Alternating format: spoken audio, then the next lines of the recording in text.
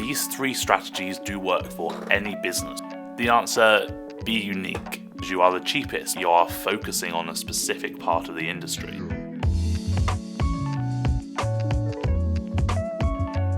Hi, my name is Jake. Welcome back to the Culture Business YouTube channel. And yes, these three strategies do work for any business because they're from what is called a meta strategy, a sort of overarching strategy into which all of these other strategies fit into.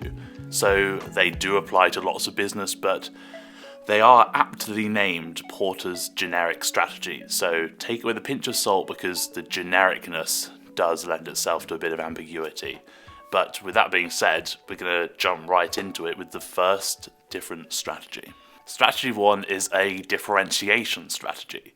And this means your scope for a target audience is very wide. If anyone is coming to your industry for a product, no matter what sort of user they are, your business or product is in the running. So how do you make them come to your business rather than someone else's? The answer, be unique. There has to be something that you're doing that your competition isn't, and that's why someone comes to your business. And this is where, because we're talking about a generic strategy, other strategies can come into it. But it's also important to notice that it is perceived uniqueness.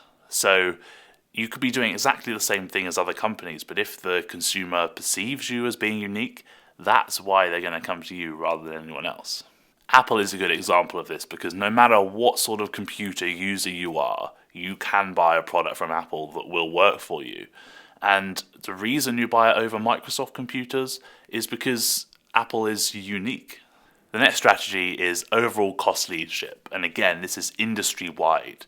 So your business is situated in a position that anyone who is looking to purchase from this industry can come to you and get what they want. The reason they come to you is because you are the cheapest, but this does have its downside because there are infinite ways to be unique, but only one person in the industry can be the cheapest business. So what this does when a lot of people are trying to get to a cost leadership position perpetuates a race to the bottom, which means businesses do become a bit stagnant. So unless you can really utilize economies of scale, which means you're probably a fairly large business, I wouldn't recommend going for a cost leadership position. A good example of this is Primark.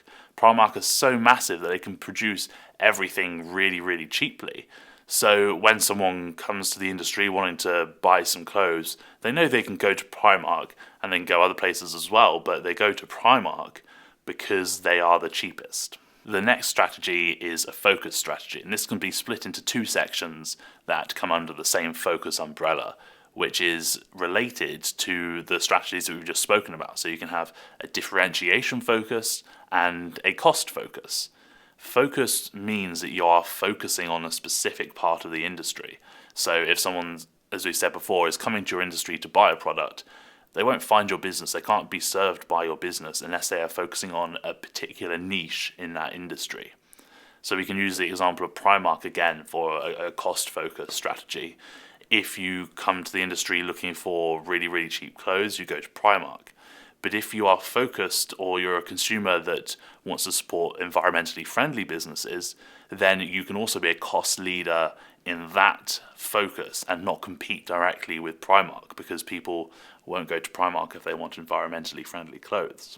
To summarize, differentiate yourself from other businesses within your industry by being perceived as being unique.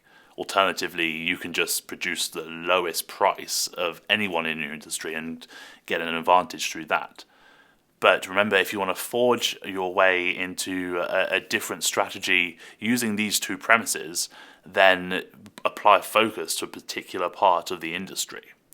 But whatever you do not try and do all of these at the same time. This will stop you from being what is called stuck in the middle, according to Porter's generic strategies, which means you're serving everyone, but just not as good as anyone else is doing. So, I mean, if you were the consumer, where would you go?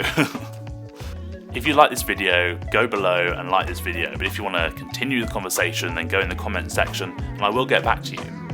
Alternatively, subscribe just so I make sure to see you in the next video.